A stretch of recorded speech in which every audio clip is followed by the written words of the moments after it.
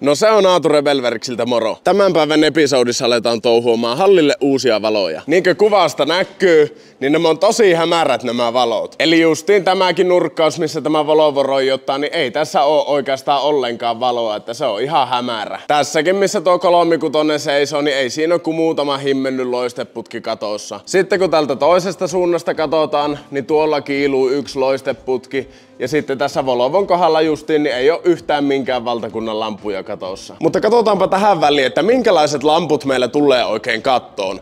Ja ne on tullut meidän yhteistyökumppani Ledistys Oyltä. Suomalainen valmistaja, avainlipputuotteita, niin pitäisi olla viimeisen päälle laadukasta kampetta. Ei muuta kuin nykäs tähän pahvit pois ja katsotaan, että minkälaisia lampuja ne on. Eli nämä pitkät tässä on Ledistyksen Profi-LED-valasimia ja sitten nämä lyhyet on Ledistyksen Line LED-valasimia. Mutta on siis todella siron ja laadukkaan olosia lamppuja.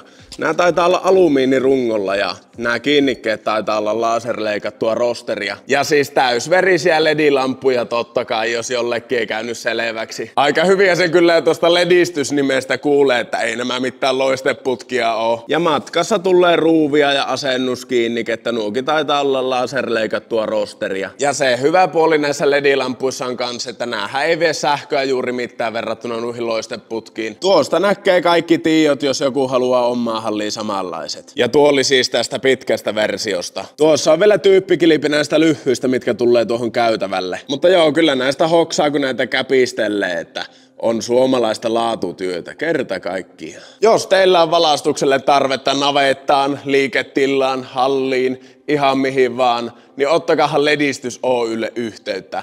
Ledistys on meidän yhteistyökumppani ja mä ainakin haluan olla tukemassa suomalaista laatutyötä. Tuossa olisi kans vähän kiskoa tullut, mitä sähkömiehet on tilannut ja mitä liennuissa laatikoissa. Luultavasti kierretankoa sun muuta säläpettä, että saadaan nuo valot tuonne kattoon. Mutta nyt ei muuta kuin otellaan sähkömiestä ja ruvetaan asentelemaan noita valoja kattoon. Kyllä tässä muutama päivä varmasti vierähtää laittaessa. Nämä valot tästä matalalta kanssa olisi tarkoitus siirtää tuonne kattoon, että ei ole sitä haitolla. Mutta palataanpa kameran kanssa, kunhan on saatu hommaa vähän alulleen. A few moments later. Nytpä ne ois tässä hallin peräosassa kaikki lamput paikallaan, eikö oo hyvän näköinen? Huomenna ruvetaan sitä aamusta laittamaan tähän etuosaan lampuja. On kyllä kerrassaan mahtavan näköinen, kun on kunnon valot. Ai että minä ootan, että täällä pääsee kuvailemaan uusia videoita. Ei uskoisi, että näin siroista lampuista lähtee noin paljon valotehoa. Kyllä tohtii jo tässä vaiheessa suositella, että jos on valaistukselle tarvetta, niin ei muuta kuin Ledistykselle yhteyttä ja vähän profiledia kattoon. Sähkömiehenkin heti tuumasi, kun tuli, että oho,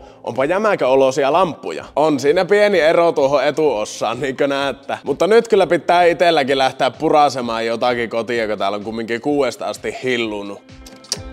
Uusi päivä, vanhat kujeet, kello on vähän vaille 7 ja täällä otellaan sähkäreitä. Minä oon nyt puoli tuntia ollut täällä ulkona kollaamassa lunta, niin käymäänpä katsomassa, että mikä hallissa on tilanne.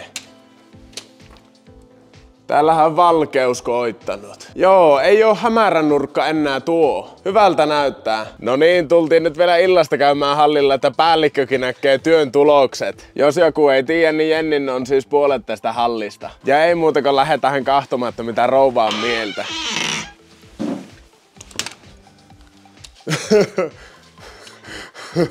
Ei muuta kuin peremmälle.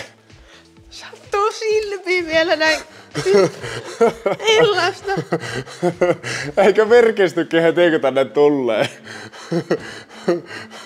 Eikö oo kuule kirkkaat? Mitä ihmettä täällä on tapahtunut? Me on kuule Markon kanssa vähän täällä asenneltu. Ja tuolla varastossa on kans uudet. Katsotaanhan mitä siellä. On hyvä. Eikö oo hyvän näköiset? Joo, täällä on oikeesti jotenkin semmonen paljon freesimpi tunnelma kuin uudet vähän kylmemmän sävyiset valot. Ja tämä on semmonen oikein puhtaan valakoinen. Niin on. Mutta joo, rouva aproves. Siinä meillä on nyt vanhat lampurungot kannettu hiasen perään ja ne lähtee romulavalle. Vanhat lampurungot viety romulavalle, halli muutenkin siivottu, niin eiköhän tehdä semmonen loppuyhteenveto ja katsotaan vähän ennen ja jälkeen valaistusta. Tässä on hallin valaistus ennen. Aika pimiä on ja varsinkin tuo nurkka niin jatkuvasti joutuu kulkemaan ohtalamppu päässä. Tässä on hallin valaistus päivityksen jälkeen. Aivan kuin eri maailma. Siis tänne kun kävelee pirttiin, niin täällä oikein virkistyy, kun täällä on niin kirkasta. Kerta kaikkiaan. Tältä näyttää tässä aulassa tämä valaistus. Tässä on vähän kirkkaampaa, kun näihinkin on laitettu lediputket. Tässä on sitten käytävä valaistus päivityksen jälkeen. Tääkin on paljon kliinimmän näköinen, kun tuo värisävy on tuommoinen vähän kylmempi. Ja nämä lampukki itsessään tämmöiset pienet ja sirot. Me approves. Tässä on tämä vuokraparren valaistus ennen, että tässä nyt ei mikään aivan surkea ole, mutta kyllähän täälläkin aika hämärää on. Tässä on sitten tää vuokraparsi päivityksen jälkeen. Tämäkin on heti aivan kuin eri maailma, on tällä niin kirkasta nytten. Kerta kaikkiaan hyvän näköistä. Ja tässä on tää varasto päivityksen jälkeen. Täälläkin on heti jotenkin ihan eri fiilis. Kyllä tuo valaistus oikeasti vaikuttaa paljon. Täällä oli joka paikassa ennen vähän semmonen niinku tunkkainen fiilis, mutta nyt kun on uudet valot, niin ai että tämä paikka vaikuttaa jotenkin freshiltä. Ja varsinkin tässä isossa hallissa vaikuttaa kaikista eniten. Ihan eri lailla halutaan alkaa videota täällä kuvaamaan, kun ei ole hämärää ja pimiää. Suuri kiitos vielä ledistyksen porukalle, joka toimitti lamput tänne halliin.